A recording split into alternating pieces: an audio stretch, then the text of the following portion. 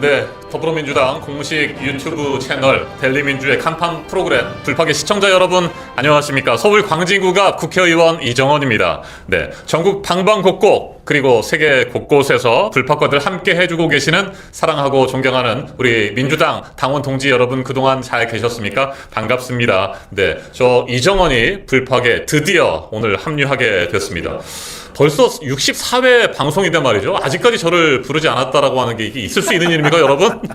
저 정말 많이 기다렸습니다. 네, 이제까지 여러분들 그렇게 즐겁게 방송하시고 정말 우리 더불어민주당의 가장 훌륭하고 멋진 그런 프로그램으로 성장했는데 제가 오늘에서야 합력이 됐습니다. 이창세 대표님, 그동안 왜 저를 안 부르셨는지 좀 서운했습니다. 신승희 메인 작가님, 강희선 감독님, 그동안 수고 많으셨죠? 저 열심히 일하겠습니다. 정은총, 이혜지, 강은지 작가님도 네, 저도 좀 서운했어요. 우리 작가님들 앞으로 좀 많이 불러주시고 함께 할 수 있도록 힘 주시기 바랍니다. 윤영진 PD님, 임유하 PD님, 정덕현 PD님도 잘 부탁드리겠습니다. 네, 자 오늘 제가 일찌감치 4시부터 와서 방송을 준비했는데 그때부터 우리 불파계 유튜브에 들어오셔서 기다리시고 또 반가운 댓글들 써주시는 우리 네, 시청자 여러분 정말 고맙습니다. 여러분께서 힘주시고 응원해 주시면 제가 오늘 한 번으로 잘리지 않고 네, 계속해서 여러분을 만날 수 있을 것 같습니다. 이제 매주 수요일과 목요일 앵커로 네, 여러분과 함께 하게 될 텐데요. 열심히 일하겠습니다. 제가 28년 동안 방송과 신문 기자를 했잖아요. 그중에 22년 동안 매일 생방송 뉴스를 했는데 오늘 정말 가슴 떨리기도 하고 기분이 좋았습니다. 기대가 많이 됐습니다. 자, 여러분과 함께 할 수 있어서 행복합니다. 자, 오늘 초대 손님 수요일마다 고정 출연하고 계시는 제 친구 멋진 부승찬 의원님 나오셨습니다. 어서 오십시오. 예, 안녕하십니까. 네. 고정으로 지금 수요일마다 나오셨던 거죠? 예, 예. 네. 근데 어떻게 그동안 혼자만 나오시고 저는 안 부르셨습니까? 송구합니다. 네. 네, 멋진 우리 부승찬 의원과 먼저 시작을 하도록 하겠습니다. 오늘 또 제 옆에 네, 강성필 부대변인이 오시기로 했는데 아직까지 도착을 안 했습니다. 도로가 좀 밀리는 것 같기도 하고요. 잠시 후에 슬며시 앉는 강성필 부대변인도 함께 하겠습니다. 자, 코코맘님 목소리 너무 맑아서 너무 좋아요. 네, 소리가 조금 에코가 울리나요? 제 목소리가 원래 그런가요? 너무 울려요. 한즈님도 오셨습니다. 자, 부승찬 의원님 오늘 늦었지만 반가운 소식부터 전해드려야 될 것 같습니다. 예, 그러니까요. 네, 고등법원 재판부가 새로운 결정을 내렸습니다. 예. 네. 와, 이게 사실은 짜여진 각본대로 네. 움직이는 것 같아서 상당히 저는 이 변곡점이 어디였냐면 5월 15일에서 6월 18일로 재판 기일 변경 신청이 받아들여진 거잖아요. 네. 결국은 우리 국민들이 해낸 거라고 맞습니다. 보입니다. 이틀 만에 그렇죠. 100만 명 이상이 네. 이제 서명에 동참하고 그러면서 결국은 또 12.3 내란에 이어서 그 다음에 탄핵 인용에 이어서 세 번째로 또 국민의 기본권은 국민이 지킨다. 네. 예, 국민의 선택권은 국민이 지킨다. 네. 그렇게 해서 국민 여러분께 정말 감사드립니다. 서울 고등법원 형사 7부입니다. 이재권 부장판사가 형사 7부를 맡고 있는데 오늘 낮입니다. 12시 조금 넘어서 소식이 전해졌죠. 당초 오는 15일로 예정됐던 이재명 후보님의 서울고법 재판부 공직선거법 사건의 파기환송심 첫 공판일이 5월 15일에서 6월 18일로 연기가 됐습니다. 연기를 하면서 서울고법 재판부가 이렇게 밝혔네요. 대통령 후보인 피고인에게 균등한 선거운동의 기회를 보장하고 재판의 공정성 논란을 없애기 위해 재판 기일을 선거일 후로 변경한다. 6월 3일이 대선일이니까 예. 대선이 끝나고 나서 한 보름 정도 지난 6월 18일 오전 10시로 잡았습니다. 이게 너무나도 당연한 결론이었어야 하는,데 왜 이렇게 결론을 내렸을까요? 뒤늦게 말이죠. 야, 정말 너무나 당연한 거를 네. 이제 올바른 판단을 했어요. 우리 국민들은 요구를 하고 있는 거잖아요. 이게 민주주의인가 하는 생각이 들어요. 나치식 법치주의를 보는 것 같아요. 즉 말하자면 바이마르 헌법 자체가 무너지고 그 바이마르 헌법이 가장 우수하다고 지금까지도 평가되는 독일의 바이마르 헌법. 이유는 결국은 국민의 기본권을 제약하지 않는다. 네. 모든 법은 국민의 기본권을 우선한다. 이런 전제가 있었거든요. 근데 이제 나치 이제 37%대에 당선된 히틀러가 어떻게 했습니까? 헌법을 정지시켰죠. 그랬죠. 그리고 자신만의 법을 만들어서 법에 의한 지배를 했습니다.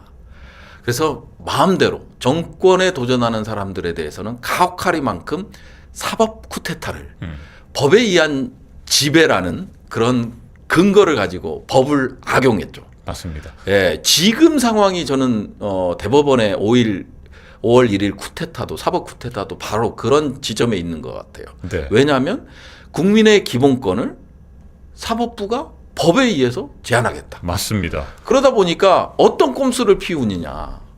본인들이 판례로 최신 판례로 해서 정읍시장 아시죠? 그 사건. 이학수 시장. 예. 그 시장 파기 환송 무죄 취지로 파기 환송하면서 내세웠던 판례를 맞습니다. 2심에서는 6차례 인용하거든요. 판결문에. 근데 이걸 뒤집잖아요. 그러니까요. 이런 자기 판례 자기네들이 그리고 그 대법관 박영재라는 대법관인데 다수 의견에 이 부서했던 그런 대법관이었어요. 이게 말이 안 되는 거죠. 네.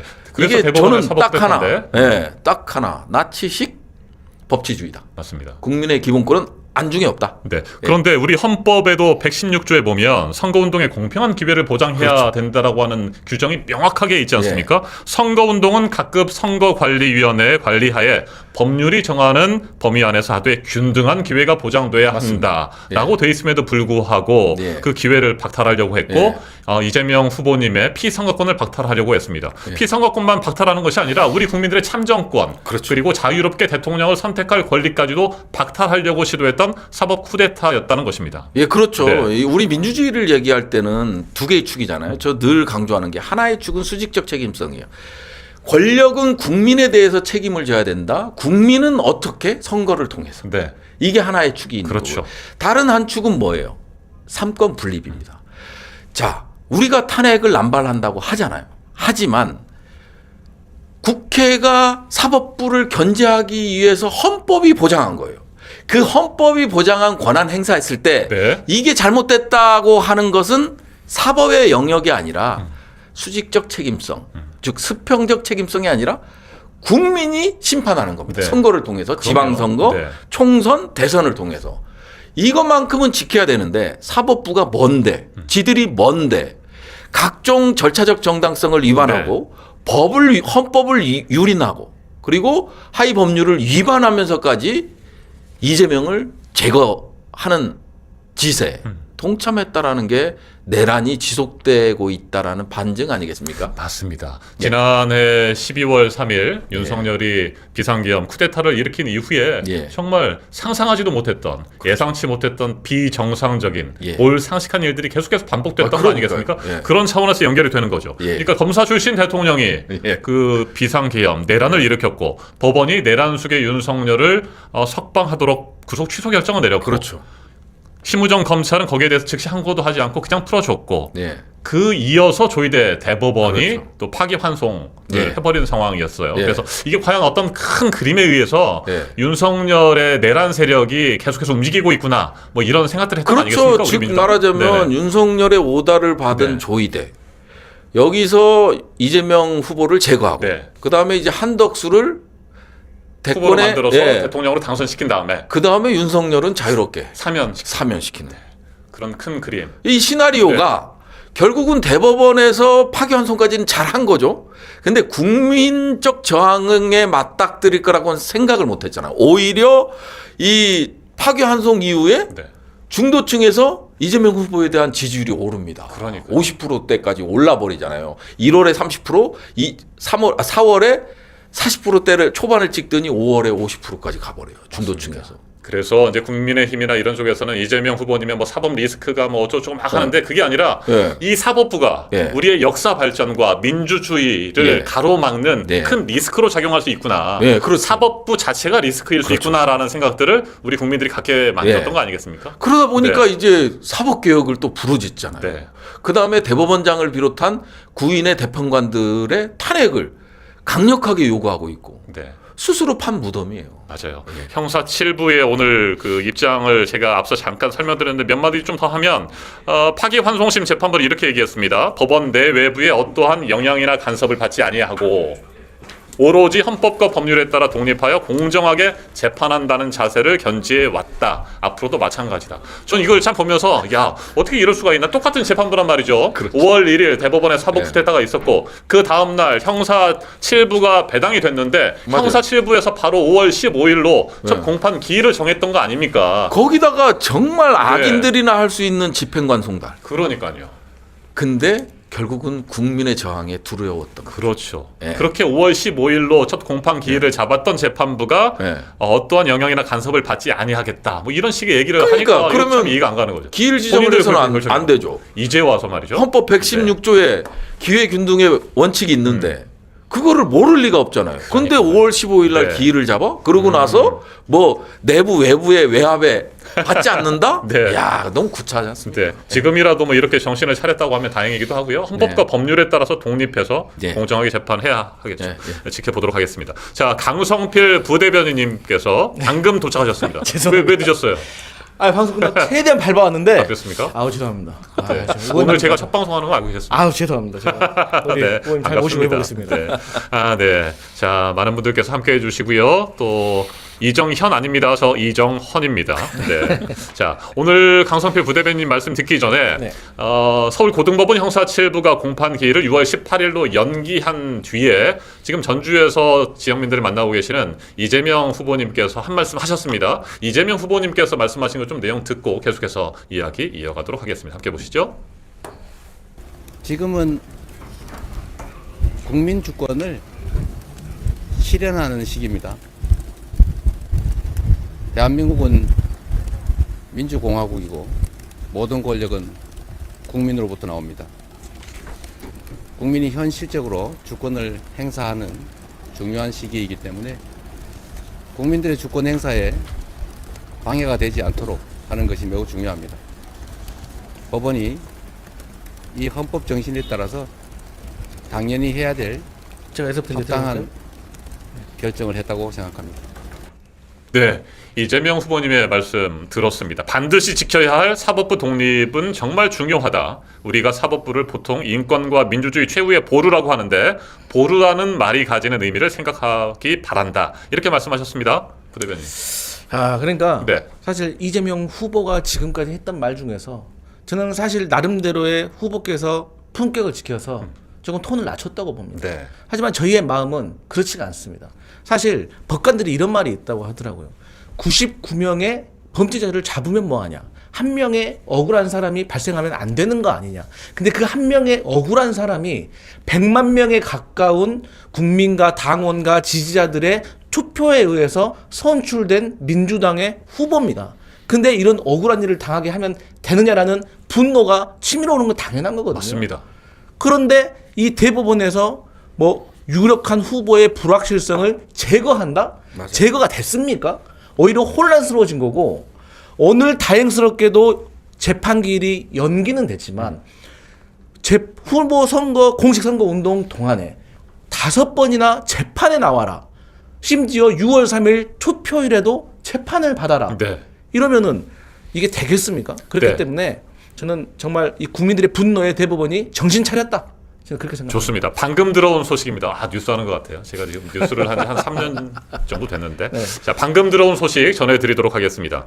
대장동 재판도 대선 이후인 6월 24일로 재판 날짜가 변경이 됐다는 소식입니다. 이것도 참 반가운 소식입니다. 네, 공직선거법 재판의 공판 기일만 발표가 됐잖아요. 늦게 예. 6월 이후로 된 것으로 돼 있어서 그러면 다른 재판들은 어떻게 되느냐 많은 분들께서 걱정하셨는데 이것도 대선 이후로 바뀌었다라고 하는 소식이 반가운 소식이 들어왔습니다. 원래는 5월 13일, 20일, 27일 예. 그리고 6월 3일 3일. 본 투표일까지도 잡혀 있었잖아요. 5번요. 그럼요. 진짜 나쁜 것이 네. 아닙니까? 네.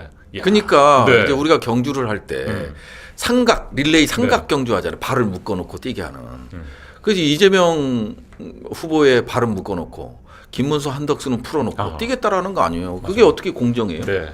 이게 정말 어이가 없는 일이잖아요. 어이가 없는 일이고 그런 것들을 아직까지 자행한다라는 거, 국민을 개돼지 취급하는 거예요. 네. 나는 배운 사람들이야, 똑똑해, 내가 펜을 가지고 내 머리로 결정하면 니네는 따러. 이거 아니에요. 그렇죠. 과거에 뭐 박정희나 전두환은 그게 머리적으로 죄송한 말씀입니다는 유식하진 않았어. 네. 그러다 보니까 이제 총칼 이런 물리적 권력을 이용했잖아요. 근데 이제 사법부 조이대를 비롯한 사람들은 결국은 이 소프트한 권력이지만 폐부를 찌르는 네. 민주주의 제도에서 거부할 수 없는 그런 판결이라는 총칼을 숨긴 총칼을 가지고 이렇게 재단할 수 있다는 게 놀라울 뿐이고요. 맞습니다. 그리고 앞으로도 이 행위는 계속될 것 같아요. 결국은 이 기득권 세력들 0. 몇 프로 정도에 되는지는 모르겠지만 이 기득권 세력들이 앞으로 어떻게 움직일 것인가 우리는 예의주시를 해야 되고 그거에 맞춰서 선제적으로 예방적으로 이런 공격들을 다 차단해야 될 네. 거라고 생각합니다. 자, 막내 삼촌님이 올려주셨습니다. 절대 안심하면 안 됩니다. 후보님 안전이 최우선입니다. 맞는 얘기죠. 예. 절대 안심하면 안 됩니다. 네, 맞습니다. 일단 우리 민주당 당원들이 똘똘 뭉치고 예. 또 우리 국회의원들이 탄핵을 비롯한 모든 가용 가능한 것들에 대해서 그럼요. 네. 여러 가지 방법들을 강구하고 압박을 했기 때문에 네. 이렇게 지금 변화가 된 상황인데 그렇죠. 이것도 어떻게 또다시 바뀔지 모르는 거 아니겠습니까? 그렇죠. 이제 가장 우려스러운 부분은 이제 이재명 후보에 대한 테러. 이게 또 우려스러운 부분이잖아요. 서부지법이 그 난동을 보면서 느낀 거지만 이 극우 세력들은 또 어떤 짓을 할지도 모르고 실질적으로 이재명 후보께서 지난번에 그런 테러를 당하셨고 그다음에 이게 성공 못하니까 또 제2의 제거작전에서 12.3 계엄이 있었고 제3의 또 제거작전에서 조이대 사법 쿠데타가 있었고 네. 다시 이제 선거 기간에 결국은 노출 빈도가 상당히 많아질 수밖에 없잖아요. 대선 후보다 보니까. 그러면 또 물리적 테러 가능성도 있기 때문에 곳곳에 계신 당원분들, 국민분들이 바리케이트를 쳐주시고 스스로 우리의 유능한 대통령 후보를 보호해 주시는 게 진짜 새로운 대한민국으로 갈 수 있는 길이다. 네. 예. 김학림님 최강 민주당 화이팅입니다. 김박박디라라님은 그래도 탄핵 조이대 탄핵 뭐 이렇게 글을 올려주셨는데 어쨌든 강성필 부대변인 네. 그 대법원이 네. 사법부의 신뢰를 엄청 깎아먹은 것은 사실 아니겠습니까? 네, 6만 장 이상의 그 사건 기록을 제대로 보지 않은 것이 사실 아니겠어요. 단 2차례 심리로 그런 결정을 내렸다고 하는 건데 보통 우리 국민들은 모두가 공평하게 재판을 받을 권리가 있잖아요. 네, 그리고 1심, 2심, 3심을 거치는 동안에 네. 훌륭한 재판관님들께서 내 사건에 대한 기록을 다 찬찬히 훑어보고 그렇죠. 공정하게 법과 양심에 따라 판단했을 거다라고 하는 믿음이 있어야 되는데 맞습니다. 네. 그런 믿음을 네. 하루아침에 그냥 깡그리 무너뜨린 거 아니겠습니까? 그러니까 네. 국민의힘 세력들은 6만 페이지, 7만 페이지를 2, 3일에도 볼 수 있다고 믿는 사람들이에요. 네. 왜냐? 과거에도 그 윤석열이 그랬잖아요. 김건희가 성경을 달달달 외운다고 하잖아요. 그렇게 믿는 사람들이 뭐 6만 페이지, 7만 페이지를 뭐 읽을 수 있다고 생각을 하겠지만 네. 우리는 합리적이기 때문에 우리가 점검을 해봐야 된다. 그러면 어떻게 과학적이고 객관적으로 증거를 찾을 것이냐. 네. 그렇기 때문에 국민들이 정보 공개 창구에다가 3일 만에 뭐 80만 명이 그러니까. 올렸다는 거 아닙니까? 로그 기록 네. 공개해라. 100만 명이 넘었죠? 네. 그러면 제 생각에는 10명 중에서 분명히 단 한 번도 로그 안 한 사람이 있을 수도 있습니다. 그리고 이게 1심과 2심이 뒤바뀐 거잖아요. 특히나 뭐 한 10년 전입니까? 20년 전입니까? 아니잖아요. 뭐 한 작년에 있었던 정읍시장 선거 판례를 네. 적시를 했어요. 대법원이. 그러면 거기에 대해서 뒤엎는 재판을 할 거면 새로운 법리에 대해서 얘기해야 될 거 아닙니까? 근데 2심을 복붙, 컨트롤 CV 이거 아닙니까? 이거 국민들 보고 믿으라고요?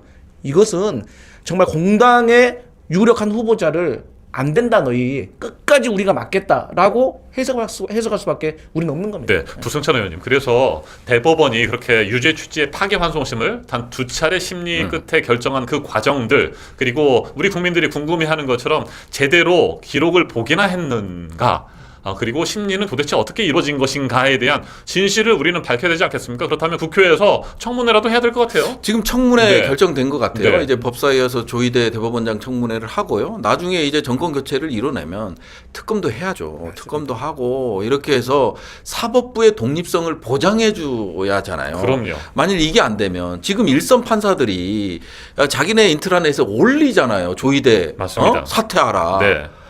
그런 식으로 지금 일선 판사들 부장판사급에서 계속해서 조이대 그 사태를 부르짖고 있어요. 네. 그러면 법복을 입고 있는 판사의 입장에서도 국민과 같은 생각이에요. 아니 예를 들어요. 저도 이제 막 이제 컴퓨터를 다루고 PPT도 만들고 논문도 쓰고 다루잖아요. 근데 이제 국회의원들 그러니까 그게 잘 안 돼. 그럼 비밀번호가 뭔지도 모르겠어. 전자문서 보면 눈이 침침해. 근데 이제 대법관들은 저보다 나이 많은 사람들이고 예전에 그 하드카피본을 보고 이제 모든 거를 했던 사람들이야 줄 그어가면서 그런 사람들이 전자문서를 가지고 이제 이게 마우스를 맞아요. 하는 게 사실은 상식적으로 봤을 때 그렇게 하는 사람들이 많지는 않을 거예요. 그러니까요. 그래서 네. 일단 유죄로 심증을 딱 붙여놓고 결론을 내놓고 네. 거기에 맞춰서 한 2차례 그냥 심리만 하고 파기 환송을 해버린 아니 거예요. 근데 네. 문제는 뭐냐면 네. 이 대법원은 법률심이잖아요. 그래서 법률의 적용이 잘 됐는지 잘못됐는지 어느 부분이 적용을 잘못해서 이 판결을 2심 판결을 이렇게 했는지 봐야 되는데 이게 그게 아니야. 네. 허위 사실 공표라고 아예 확정. 네. 사실관계를 확정해 버리거든요. 그거는 1심과 2심에서 사실관계를 따져보는 건 1심과 2심이에요. 그렇기 때문에 이 검찰 측의 뭐 의견서, 그 다음에 우리 저 피고인 측의 의견서를 종합적으로 검토하는 거거든요. 그래서 그러다 보니까 2심에서는 당연히 대법원 판례가 지난해 10월에 이 공직선거법과 관련된 그 발언 내용을 가지고 유사한 거거든요. 그걸 가지고 2심에서는 맥락을 전체 맥락을 한번 보자. 여기서는 골프 쳤냐 안 쳤냐 질문도 안 했는데 허위 사실 골프 안 쳤다고 허위 사실이라고 그러고 그러니까 4차례의 우리 후보께서 다른 데서 질문을 받은 거를 가지고 답변했잖아요. 네. 이거를 하나로 전체로 묶어서 짜깁기를 해서 허위사실 공표로 해서 1심에서 유죄형 집행유예가 나온 거 아니에요. 그러니까 대법원 판례도 이렇게 안 해. 그럼 2심에서는 아예 대법원 판례만 가지고 쪼개서 최근 판례가 24년 10월 판례가 정읍시장 판례가 있으니 쪼개서 하자. 그렇게 해서 쪼개서 따졌던 거 아니에요. 그러니까요. 그런데 그 지난해 10월 판례에 잉크도 마르지 않은 상태에서 네. 그 대법원이 그걸 네. 뒤집어 버렸다는 거 아니에요? 뒤집어 버렸잖아요. 네. 그래서 법원 내부망 코트넷에 이런 글이 올라왔군요. 사법부는 대법원장의 사조직이 아니라 대법원장의 정치적 신념에 사법부 전체가 볼모로 동원돼서는 안 된다. 네, 강선필 부대변인. 그러면서 마지막에 뭐라고 했냐. 전국 법관 대표회의는 즉시 소집돼야 된다. 그래서 대법원장의 개인적 정치적 일탈이 사법부 전체의 지위, 정치적 중립성에 대해서 국민적 불신 초래한 것에 대해서 우리가 타개하고 잘못된 것을 바로잡아야 된다. 정말 명쾌한 거죠. 맞습니다. 그리고 제가 추가로 하나만 더 말씀드리면 이재명 후보의 발언 2개. 하나는 2015년, 하나는 2022년. 근데 그마저도요. 사실 지난 20대 대선에서 다 끝난 겁니다. 그렇죠. 그걸 왜 21대 대선에 유력한 대선 후보를 또 얽매이냐고요. 그러니까 이것도 어떻게 보면 대장동의 본질을 못 잡으니까. 대장동 본질이 뭡니까? 수천억의 부당이익이 왔다 갔다 했는데 지금까지 객관적으로 밝혀진 것 국민의힘 곽상도 의원의 30대 아들이 50억의 퇴직금 받은 거예요. 네. 이재명 후보는 그 어떤 거에서도 돈 한 번 받은 걸 증명을 못했어요. 그런데 또 이렇게 잡고 늘어진다? 그냥 국민들 심판해야 됩니다. 네, 반드시 심판해야 됩니다. 그리고 대법원의 파기 환송 절차가 어떻게 진행이 됐으며 그렇죠. 또 왜 그런 결정이 내려졌는지에 대해서도 우리 국회에서 철저하게 청문회 등을 통해서 확인해 보도록 하겠습니다.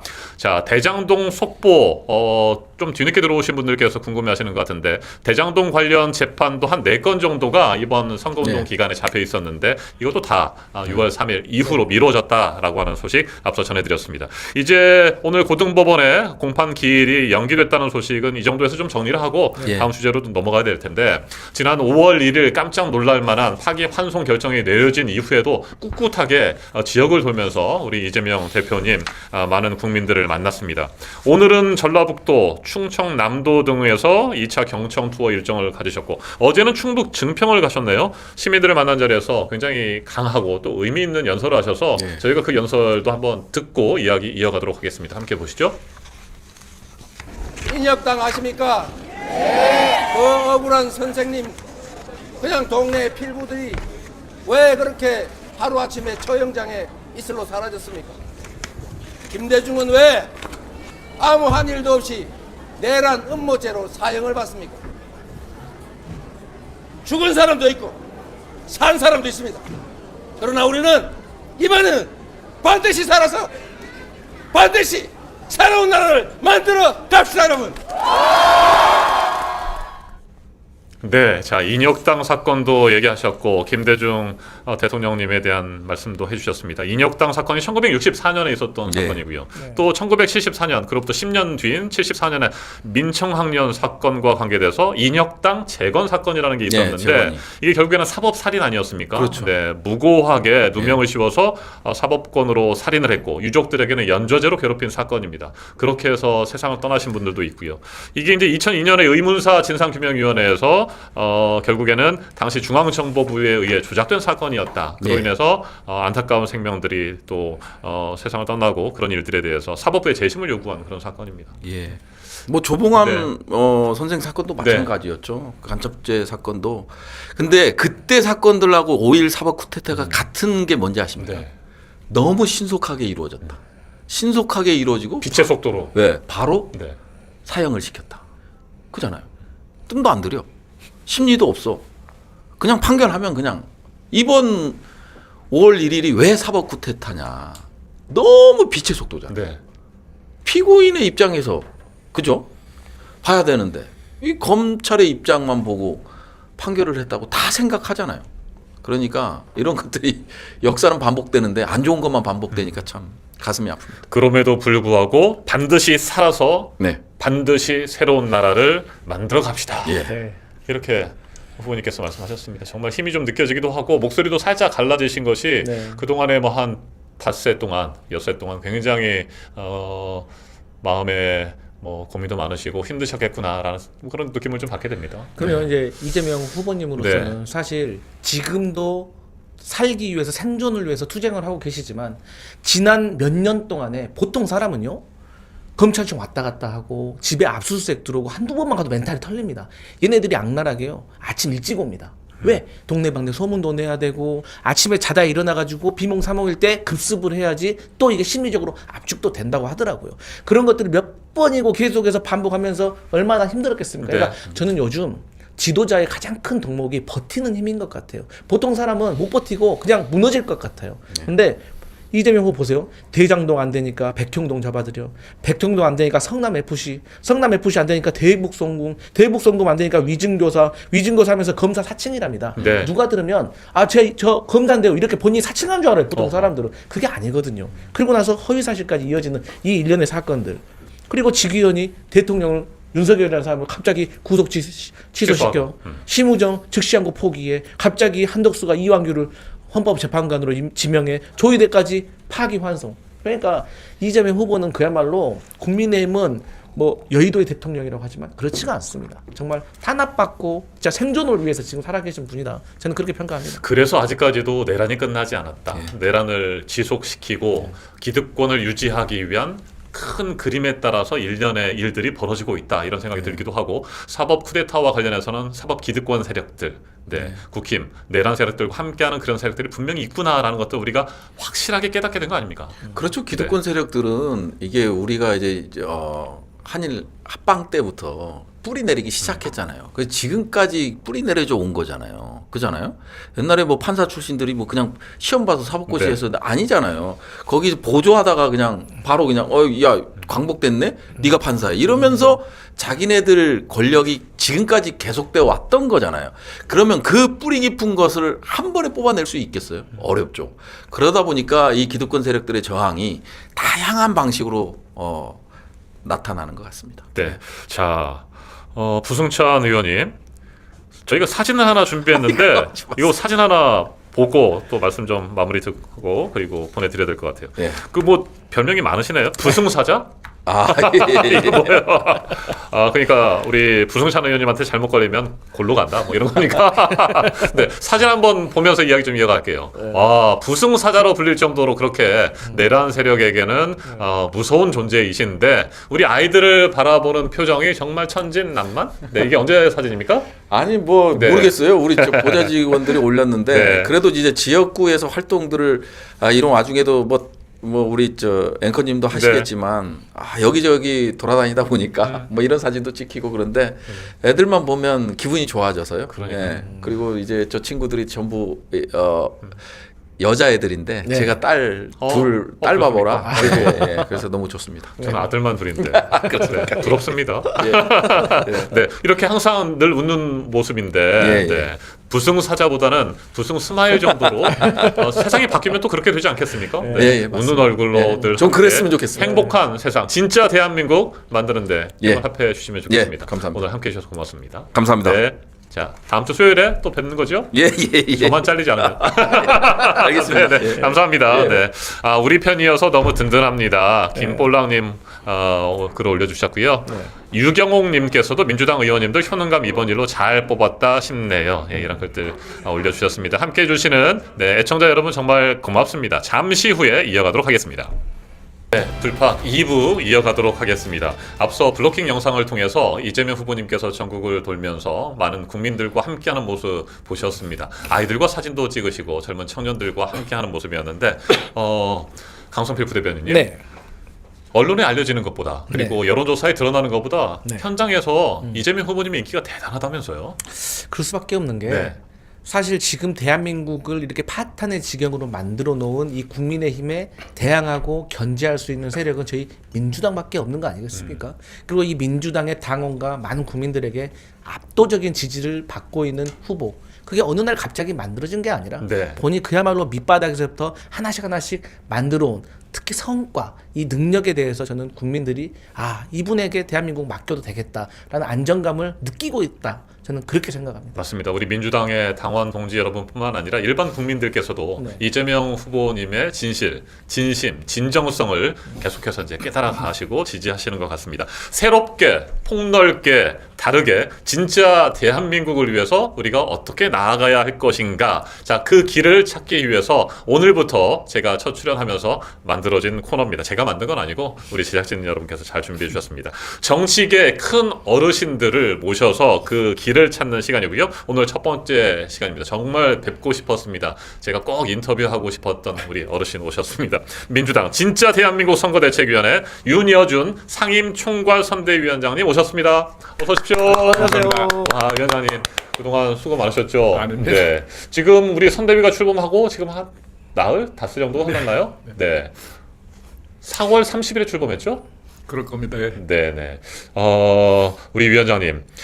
여러 가지 직함이 있으셨잖아요. 저는 장관님으로 부르는 게 제일 익숙한데. 예, 많은 분들이 어떠세요? 그게 제일 익숙하신가 봐요. 그렇게 네. 불러주시는 분들이 많아요. 네.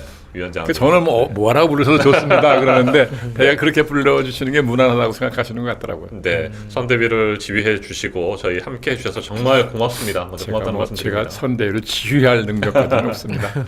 네. 우리 강성필 부대변인께서 준비한 내용 한번 자. 말씀해 주십시오.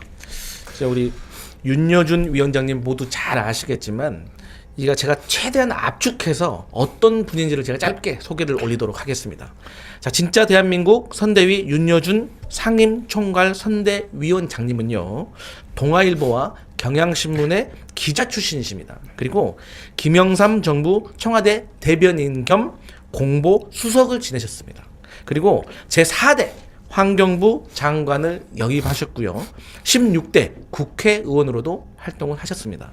또한 총선을 진두지휘해서 승리로 이끈 경험도 풍부한 우리 윤여준 위원장님을 멘토로 삼은 정치인도 저를 포함해서 한둘이 아닙니다. 네. 그야말로 이제 우리 한국 정치계의 큰 어른이신데, 마지막으로 우리 위원장님 혹시 제가 소개해드린 내용 중에서 이건 좀 빠진 것 같다, 내가 이거 좀 알려주고 싶다라는 거. 아닙니다. 이거 과찬이시고 네. 지금까지 저는 그냥 지극히 평범한 사람 중에 하나입니다.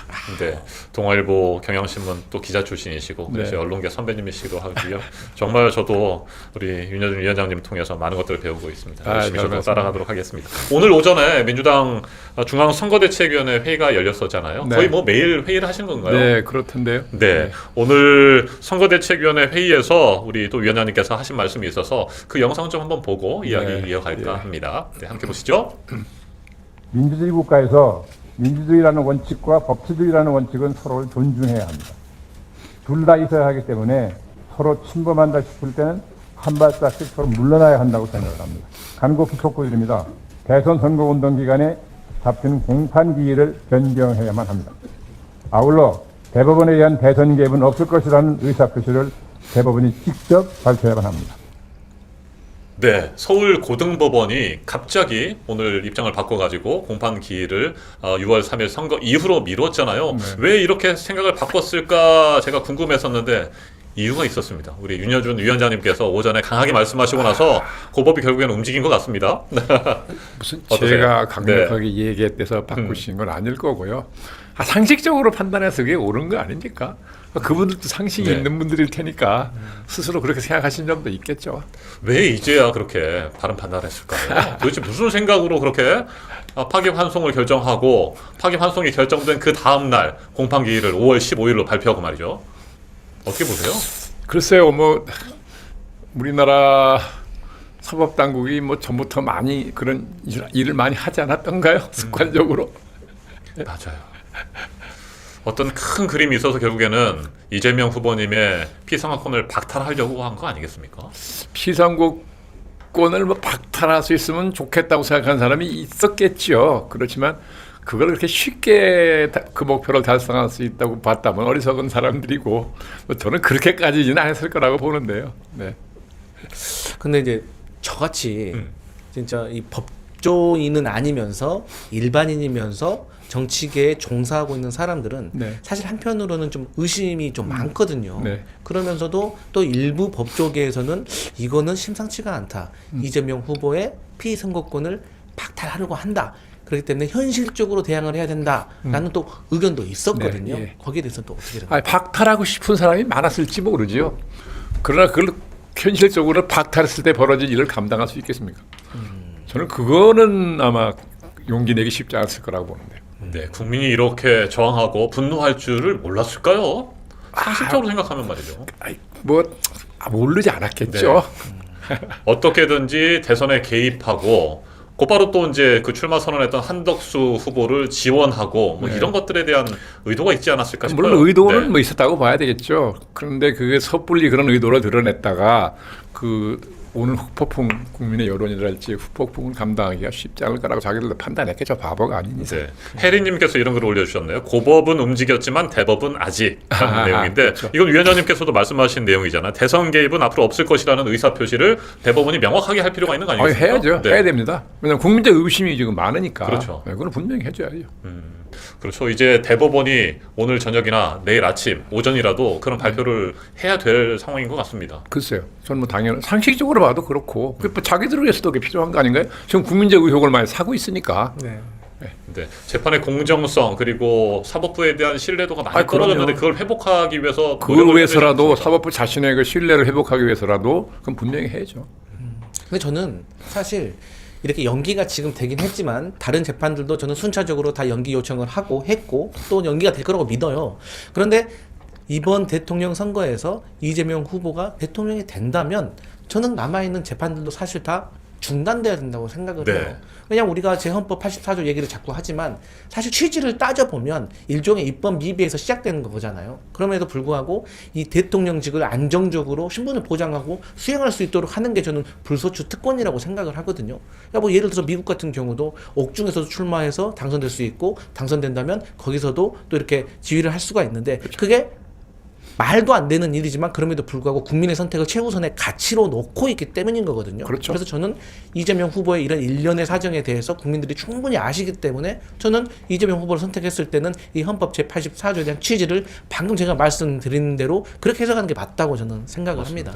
위원장님 그 불소추 특권이라고 하는 거 아니 그 내란과 외환 이외의 다른 네. 범죄로 인해서 재직 중에는 소추되지 아니한다 할 때 이 소추 기소할 때 소에다가 네. 소추 추 그 기소 이후의 재판 과정도 다 포함되어 있다라고 보는 것이 다수의 헌법학자들의 생각 아니겠습니까? 이게 이제 국가 운영의 지속성과 안정성을 위한 거잖아요. 그렇죠. 그것도 그게 상식이죠, 뭐. 네. 그러니까요. 그래서 이와 관련해서 또 계속해서 국힘이나 보수 쪽에서는 공격을 하고 있으니까 그런 혹시라도 빈틈이 있지 않을까 싶어서 형사소송법이라든지 네. 관련 규정들을 좀 바꾸는 그런 작업들도 필요한 거고. 근데 이 네. 과거에도요, 이 한동훈 법무부 장관 시절에 이 헌법재판소에서 권한쟁의와 관련해 가지고 한동훈 법무부 장관이 정부를 대표해서 나왔어요. 네. 그때 이런 질문을 합니다. 이 소추에 공소유지도 포함되느냐? 이 공소유지라는 것은 검사들이 재판하는 거 아니겠습니까? 그게 예라고 대답을 했어요. 그렇기 때문에 저는 국민의힘에서도 선거가 끝나면 이거 인정한 부분이 있어야 된다. 저는 그렇게 생각을 해요. 네. 자, 좋습니다. 이제 선대위 얘기 좀 네. 이 위원장님께 듣고 싶어요. 지난달 30일에 민주당의 중앙선대위, 진짜 대한민국 선거대책위원회입니다. 네, 출범식을 가졌잖아요. 메머드 선대위라고도 하고 각계 각층에서 훌륭하신 분들께서 많이 합류를 해주셨는데 그 무엇보다도 가장 화제가 됐던 것이 윤여준 위원장님께서 함께 해주시는 거였습니다. 저는 정말 든든하고 많은 분들이 좋아하셨어요. 네. 그렇습니까? 언제쯤 그 이제 출범식을 갖기 전에 연락을 받으셨어요? 좀 오래전부터 얘기가 됐었나요? 아니 오래전에 그런 얘기를 나눴던 건 아니고요. 그 이재명 대표님이라고 그래요. 네. 후보님이라고 그래요. 네. 그 전에 이제 성남시장으로 계실 때 전화가 왔어요. 다시는 성남시장 뭐라고 소개하시면서 좀 만났으면 좋겠다 그래가지고 분당에 있는 삼계탕 집에서 1시 반쯤, 그러니까 손님이 아무도 없더라고요, 둘밖에. 예, 그 삼계탕을 놓고 긴 시간 말씀을 나눈 일이 있었어요. 예, 그게 처음 그때 된 거죠. 성남시장 네, 아주 예. 오래전이군요. 그때 그거를 그 다음날 중앙일보 정치부 기자가 어떻게 알아가지고 네. 전화가 왔어요. 무슨 얘기했냐? 그래서 무슨 얘기한 걸 내가 당신한테 어떻게 다 얘기를 하냐? 별 얘기 안 했다 그랬더니 네. 저를 보고 어떤 인상을 받았냐는 거예요. 아하. 그래서 제가 그때 이렇게 얘기했을 거야. 아마 준비된 선동가더라. 네. 내가 받은 인상은 그렇다. 그리고 이제 그 후에 몇 번을 더 뵀어요. 뵀는데 뵐 때마다 제가 생각이 좀 달라지는 게 이게 이 양반이 단순한 선동가가 아니다. 예, 상당히 준비된 인물이구나 하는 걸 제가 느꼈거든요. 예, 워낙 많이 아시고요. 네. 예, 그리고 이제 그런 기초단체장에서부터 광역단체장을 거치시지 않았어요. 예, 그런 걸 겪으면서 이 양반이 나름대로는 뭐 권력 의지가 있던 분이니까 단순히 뭐 그런 직책을 안전하게 수행한다는 걸 지나서 뭔가 많은 걸 이 양반이 흡수한 것 같더라고요. 이 국가를 운영하기 위해서는 알아야 되잖아요, 그죠?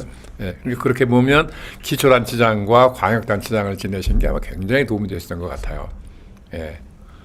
네. 그래서 앞으로 저는 저 양반 대통령 되면 아주 국정 운영을 잘할 거라는 기대가 있죠. 네, 그래서 이번에도 그 제안을 하시고 모시려고 했을 때 그래 함께 해서 힘이 좀 되어야 되겠다 이런 생각을 하신 네, 거군요. 뭐 제가 네. 보기에는 대한민국이라는 나라가 통치하기 쉬운 나라가 아니죠. 어떤 의미로 보든지 간에. 예, 그런데 뭐 정치적 이상도 좋고 그렇지만 저렇게 현실적으로 훈련이 많이 된 분, 그러면서 자신의 정치적 목표와 이상이 분명히 정립이 되어 있는 분, 저런 분이 해야 그래도 나라가 좀 이 어려운 시기에 국민의 뜻을 모아가지고 발전할 수 있지 않을까 하는 개인적인 그런 기대와 신뢰가 있었기 때문에. 네, 4월 30일에 이제 선대위 출범식 할 때 저도 그 현장에 있었는데 위원장님께서 말씀하시는 게 너무 겸손하게 말씀을 하셔서 이게 아닌데 우리 위원장님 모신 것만 해도 저희는 큰 영광인데라는 생각이 좀 들었거든요. 그래서 그때 출범식 하실 때 그 말씀하셨던 내용도 저희가 한번 준비해봤습니다. 함께 다시 보시겠습니다.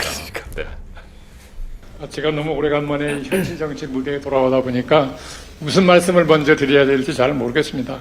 긴 말씀 드릴 계제는 아니고 어쨌든 뭐 제 능력이 많이 부족하고 경험도 부족합니다만 이재명 대표님을 돕는 일에 최선을 다하겠습니다. 이재명 후보님과 총괄선대위원장단은 무대 위로 올라와 주시기 바랍니다. 네, 무대 위로 같이 오르실 때 이재명 후보님이 또 위원장님의 손을 또 잡고 오다가는 것도 감동적이었습니다. 네. 제가 이제 나이도 많고 또 근래 한번 좀 아프고 그러니까 굉장히 저를 이렇게 혹시라도 제가 뭐 넘어지거나 뭐 그럴까봐 굉장히 신경 써주시더라고요. 맞아요. 지금 댓글에도 우리 위원장님 건강하셔야 합니다. 건강하시죠라는 글들이 많은데 건강 괜찮으신 거죠? 괜찮습니다. 네. 네, 정말 건강하셔야 합니다. 사실 감사합니다. 우리 네. 윤여준 위원장님 하면 네. 어쨌든 보수의 큰 어른으로 알고 계신 분들이 많이 있거든요. 근데 사실 이런 분이 또 민주당의 선거대책위원장직을 맡는다는 게 사실 쉬운 일은 아니었을 거라고 생각하는데 어떻게 저를 그 보수라고 보시는 분도 많이 계신데 저는 사실 지금 시대에 보수냐 진보냐라고 이분법적으로 나누는 건 저는 찬성하지 않는 사람이거든요. 어떤 거는 굉장히 보수적 가치를 존중하고 어떤 건 굉장히 진보적 가치를 존중하는 사람도 있을 수 있는 거 아닙니까? 예. 그래서 제가 이제 한나라당 과가 있을 때도 그것 때문에 이제 중진 의원들한테 굉장히 제가 좀 뭐라 그래야 되나 미움도 받고 뭐 불신도 받고 그랬던 것 같은데 왜냐하면 그분들은 제가 갖고 있는 소위 개혁 성향에 대한 경계를 워낙 많이 했던 거죠. 예, 그래서 이회창 총재 모시고 있을 때 개인적으로는 참 고충이 많았죠. 왜냐하면 당의 다수이고 당의 헤게모니를 쥐고 있는 중진 분들이 저를 적대시하고 위험인물시하니까 피곤하잖아요. 일하기도 어렵고 네. 그런 기억이 납니다. 맞습니다. 저는 궁금한 게 우리 위원장님과 또 이재명 후보님께서 함께 만들어갈 진짜 대한민국은 어떤 모습일까? 어떤 구상을 가지고 계세요, 우리 위원장님? 아니 저는 뭐 대단한 국가적 이상이 있는 사람은 물론 아니고 그런 식견도 부족한 사람인데 다수 국민도 다 비슷한 사람들 아니겠어요? 예, 그냥 상식적인 사람이 되면 된다고 저는 생각해요. 예, 대통령도 그냥 상식적인 사람이면 되는 거 아니냐는 거죠. 그래서 사실 많은 상식인들의 생각에 공감을 하고, 그렇죠? 예, 그분들을 대변하고, 그분들을 위해서 일을 하고, 그러면 되는 거 아니냐. 저는 그렇게 생각을 하죠. 맞습니다. 지난 3년 동안의 윤석열 정권을 돌아보면 정말 상식과 상식의 기본이 파괴죠. 상식의 파괴. 파괴되는 상황들이었잖아요. 네. 근데 전 네. 너무 어처구니가 없어서요. 저는 그 윤석열 그 당시 대통령이 집안 어른이에요. 학년이 하나 높아요. 근데 그 윤 대통령의 친부장으로 계시던 지금 작고 하시죠. 연세대학교 교수님은 1년에 한두 차례씩 뵙고 점심을 모시고 먹고 그랬어요. 집안 어른이시고 전에 선친 생존에 계실 때 집에 왕래를 하시던 분이고 그래서 예, 자주 모시지는 못하고 1년에 한두 차례 점심 모시고 먹고 그런데 굉장히 점잖으셨거든요. 네. 근데 저는 아드님을 한 번도 본 일이 없어서 이런 아버지 밑에서 자란 아들이라면 대개 이제 예상하는 게 있잖아요. 그럴 거라고 그냥 지레 짐작을 했는데 나중에 보고 제가 엄청 놀랐어요. 야, 그런 아버지 밑에서 어떻게 저런 아들이 나오냐. 돌연변이구나. 네, 돌연변이구나. 네. 더 이상 근데 질문드리지 그러고 않아도 보니까 한마디로. 그 윤 대통령에게 친부장 어른 모시고 점심을 먹거나 이렇게 뵐 때 아드님 얘기를 한 번도 하신 일이 없어요. 아, 그렇습니다. 예. 대통령이 된 이후에 나중에 네. 대통령 되신 이후에는 뵈지를 못했는데 네. 돌이켜 보니까 대개 뭐 검찰에서 유명했던 분이 검찰총장 한 분이니까 아드님 얘기도 할 만한데 한 번도 아드님 얘기를 하신 일을 못 들었거든요. 예, 그러면서 그 아버님 되시는 교수님은 뭐 굉장히 제가 뵙기도 점잖으신 분이고 집안 어르신이고 그랬는데 야, 아드님은 많이 다르구나. 혼자 그런 생각을 했죠. 네, 이화님께서 이런 걸 올려주셨습니다. 지난 3년 정말 상식이 안 통해서 괴로웠습니다. 우리 부대변인께서도 많이 괴로우셨죠? 근데 저는 위원장님 말씀하신 것 중에 네. 정말 좀 깜짝 놀란 게 보통 이제 연세들이 드시면은 사실 자식 자랑하는 재미로 사신다고 하시잖아요. 저도 많이 부족하지만 저희 어머니 아버지 저 자랑하는 재미로 사시는데 어떻게 한 번도 얘기를 안 꺼냈다는 것이 참 의미심장합니다. 그러니까 제가 기억해 보면 한 번도 아드님 얘기를 하신 일이 없어요. 야. 저도 안 꺼냈고요. 그렇군요. 네. 예지력 있었네. 네. 근데 이제 나중에 아드님이 대통령 후보 이제 오를 때 제가 언론에 공개적으로 좀 문제 제기랄까 뭐 비판까지는 아니고 얘기한 게 뭐냐면 평생을 이 검찰이라는 게 수식적인 구조 아니냐 말이죠. 상명 하복의 질서, 문화 속에서 평생을 보낸 사람이 어떻게 어느 날 벼랑간 민주공화국의 통치자가 되냐. 이게 위험하다. 근데 이런 방송에서 그런 얘기를 했거든요. 근데 그걸 들으시고는 섭섭하게 생각을 하셨대요. 아드님 얘기를 그렇게 하는 것에 대해서. 진짜 궁금한 게 윤석열 전 대통령도 여동생 그러니까 충부장의 그 딸도 있었을 거 아닙니까? 그럼 딸 얘기는 안 하던가요? 전혀 그런 일이 없습니다. 네. 윤석열 도대체 왜 12월 3일에 비상계엄을 일으켰을까? 상식적으로 이해가 안 되는. 저는 난 이해되는데. 물어보고 싶기도 하고. 저는 이해가 돼요. 아, 그래요? 네. 아니 그때 당시 우리가 김건희 특검 통과시키려고 하고 그런 내용들 아니겠습니까? 그렇죠. 사실 뭐 우리 민주당의 뭐 예산이라든가 뭐 다 이거 저는 말도 안 되는 소리고 저는 네. 곧 머지않은 미래에 다 밝혀질 거라고 봅니다. 정말 왜 그때 12월 3일 날 비상계엄을 했었어야만 하는지 저는 곧 밝혀질 거라고 봅니다. 뭐 우리가 모르는 게 뭐가 있을 거라고 보시는 거예요? 저는 이제 명태균 게이트를 그렇죠. 비롯해서 권력형 네, 게이트가 네, 저는 있었다고 보는 네, 거죠. 골목길에 네. 쫓겨 들어가는 그런 상황에서 그걸 벗어나기 위한 뭐 여러 가지들이 있었을 것 그럴 수 같습니다. 있겠네요. 네. 자, 이제 D-27일입니다, 위원장님. 27일이면 4주도 안 남은 거예요. 그렇죠. 네, 정말 얼마 남지 않았는데 네. 이번 대선에서 반드시 우리가 압도적인 승리를 거둬야 되지 않겠습니까? 그러기 위해서는 우리 당원들이 어떤 역할들을 해야 될까요? 글쎄요, 네. 뭐 민주당 당원 분들이시면 뭐 저보다 벌써 다 생각하고 계시지 않겠습니까? 저는 걱정할 필요 없을 거라고 보는데요. 네. 네.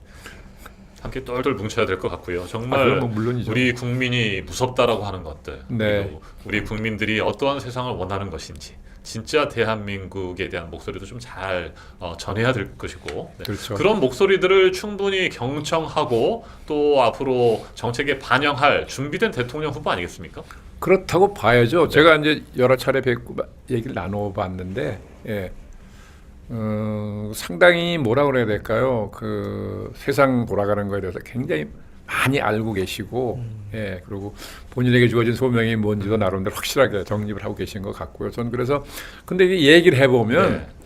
그 대화를 하실 때 무슨 문자를 쓰거나 뭐 어려운 얘기 안 하세요 전혀. 아주 쉬운 상식적인 얘기를 하는데 언어가 상스럽지 않거든요. 그건 굉장히 중요한 거 아닙니까? 네. 아주 쉽게 얘기하는데 언어가 상스럽지 않다.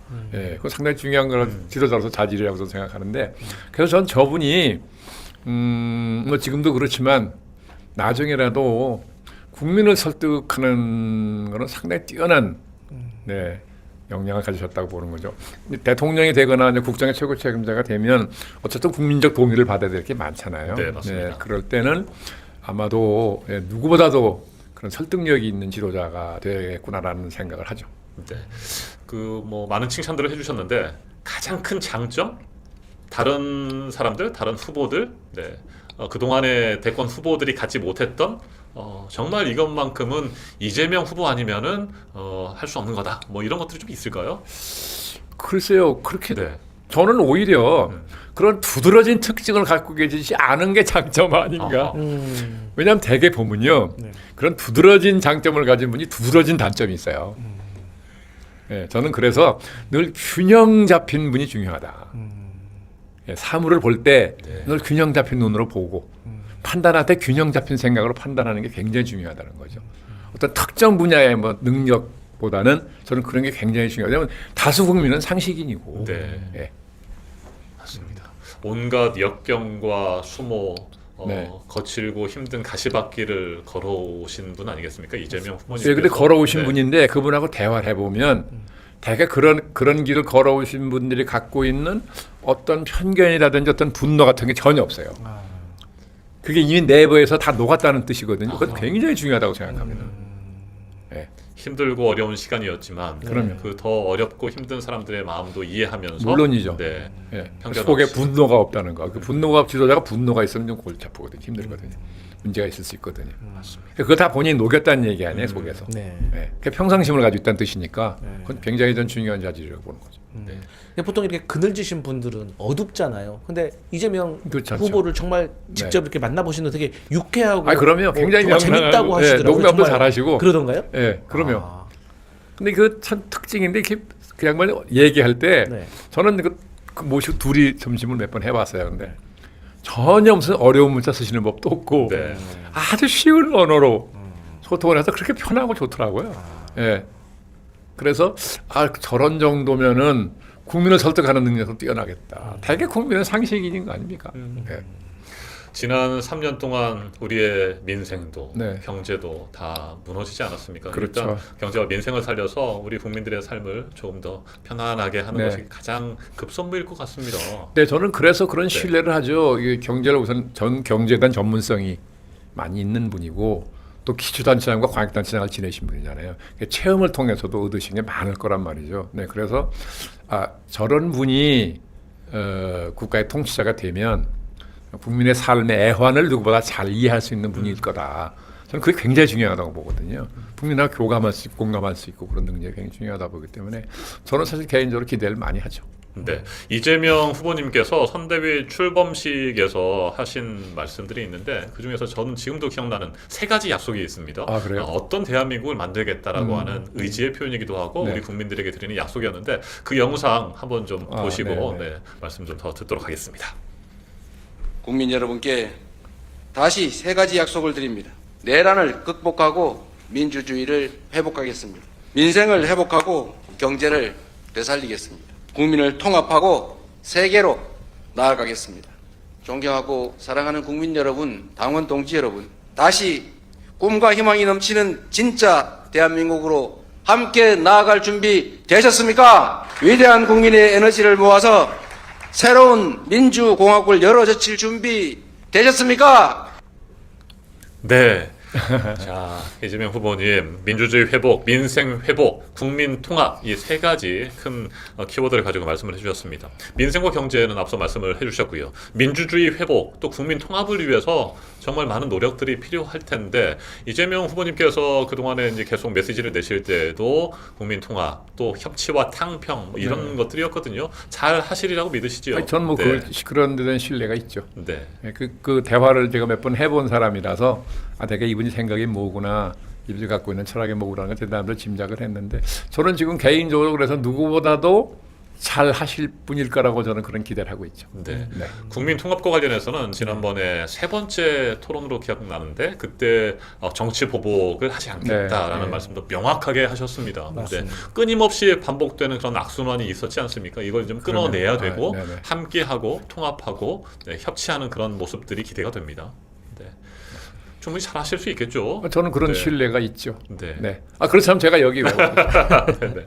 민주주의도 회복해야 되는데. 근데 이제 네. 이 세 가지 약속 중에서 이 후보께서 민주주의 회복에 대해서 말하기 전 특히나 와닿더라고요. 네, 우리 이제 그렇죠. 위원장님께서도 윤여준의 진심, 대통령의 자격 이 저서를 통해서도 민주주의 그리고 국민들이 성숙해져야 된다라고 말씀을 하신 적이 있어요. 그래서 더 나은 민주주의 성숙을 위해서 우리 국민들이 해야 될 일이 혹시 있을까요? 글쎄 뭐 그렇게 뭐 그걸 거창하게 생각할 필요는 없는 거 아니냐.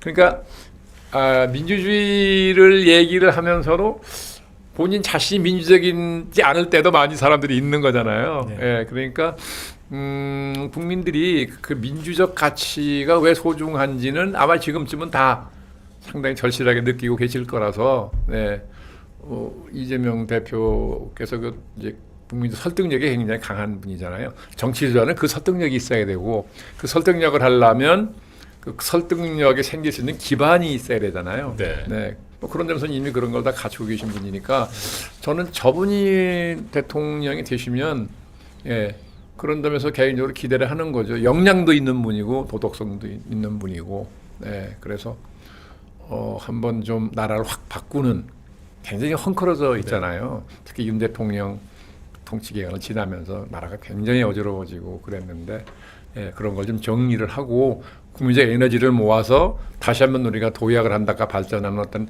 토대를 만드는 그러니까 어떻게 보면 제2건국 같은 흔한 얘기로 하면 그런 역할을 하셔야 되기 때문에 저는 그런 걸 할 수 있는 뭐 각오라든지 역량을 갖춘 분이라고 개인적으로 생각을 하죠.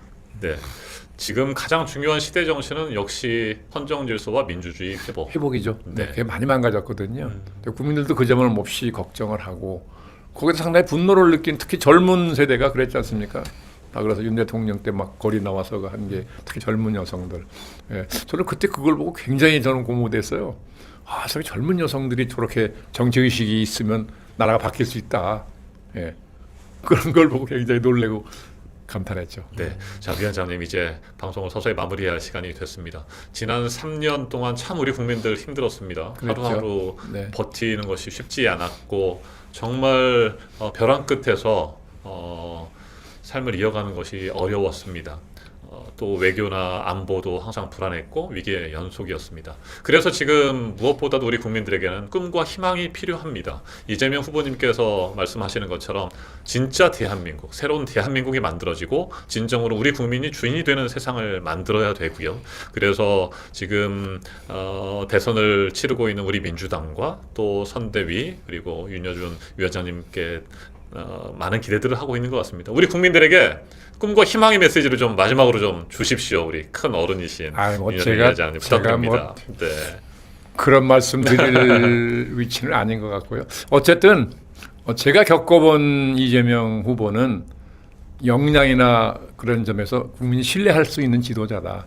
그래서 지금 같은 이런 전환기에 정말 우리한테 도움이 되는 지도자라고 저는 그런 확신이 있어요. 그렇처럼 제가 여기 와 있지 않겠죠. 때문에 국민께서도 그 점에 대해서는 좀 신뢰를 하시고 전폭적으로 좀 밀어주셨으면 고맙겠습니다. 네, 위원장님 오랜 기간 또 정치도 지켜봐 주시고 함께해 주셨는데 역사가 때로는 후퇴하는 것 같고 네. 또 잘못된 길로 가는 것 같아도 한 발 한 발 전진하는 건 맞죠? 아 그럼요. 네, 네. 우리의 역사도 발전하겠죠? 아 물론이죠. 네, 그러니까 그 역사가 네. 발전하려면 이제 우리가 한 발 한 발 가면 너무 늦으니까 네.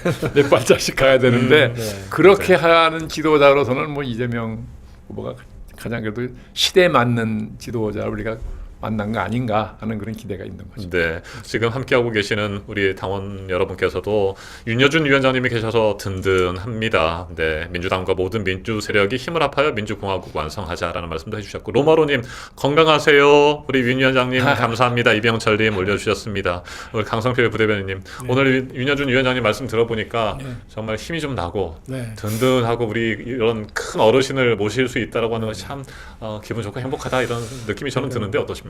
아니 뭐 네. 제 주변에 항상 목소리가 크신 분들만 상대하다가 이렇게 조용한 목소리로 이 잔잔한 감동을 이 짧은 단어로서 이렇게 주시니까 너무 숙연해지고 저도 더 나은 인격자가 노력해야겠다. 저는 식견이 짧아서 그렇습니다. 그런 생각 들었습니다. 네, 정말 감사합니다. 든든하고요. 네, 넉넉하고 품이 넓으신 우리 윤여준 위원장님의 말씀 들어서 오늘 참 유익한 시간이었고 행복했습니다. 우리 이제 정말 진짜 대한민국 좋은 세상 만들 수 있을 것 같습니다. 앞으로 여러분 27일 남았습니다. 오늘도 뭐 하루 거의 다 갔으니까 26일 뒤면 새로운 세상 진짜 대한민국에서 여러분 사실 수 있습니다. 그때까지 계속해서 우리 델리민주의 불팍과 함께 해주시기 바랍니다. 오늘 나와주신 윤여준 위원장님 정말 고맙습니다. 많은 분들께서 걱정하시는 감사합니다. 것처럼 건강하셔야 됩니다. 네, 고맙습니다. 네, 그리고 계속해서 우리 곁에 계셔주시기 바랍니다.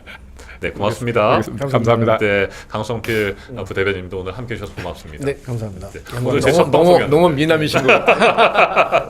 네, 자 시청자 여러분 오늘 방송 어떻게 보셨습니까? 제가 오랜만에 방송을 하니까 정말 기뻐서 네 앞에는 조금 업돼 있기도 했었고 또 뉴스처럼 진행을 하는 것 같다 이렇게 말씀하시는 분도 계셨습니다. 참 어렵습니다. 네, 레거시 미디어처럼 맞습니다. 딱딱하지 않으려고 했습니다만 더욱 노력하고 여러분과 함께하겠습니다. 여러분과 계속해서 이렇게 소통하니까 정말 기분이 좋습니다. 저는 선거는 축제여야 된다고 생각합니다. 네, 그렇죠. 선거를 통해서 그동안 우리가 제대로 생각해보지 못했던 수많은 사회적인 문제들을 테이블 위에 올려놓고 네. 거기에 대해서 고민하고 함께 해법을 찾아보는 것이 선거여야 되고 그 선거는 축제여야 된다고 생각합니다. 앞으로 남은 27일 네, 정말 축제처럼 멋진 선거 치르고 새로운 대한민국 진짜 대한민국을 우리 국민 여러분 당원 여러분과 함께 열어갔으면 좋겠습니다. 오늘 함께 해주신 여러분 정말 고맙고요. 네, 감사합니다. 네. 수고하셨습니다. 네. 자, 그리고 끝으로 한 가지만 안내해드리고 방송 마치도록 하겠습니다. 어제부터 시작이 됐습니다.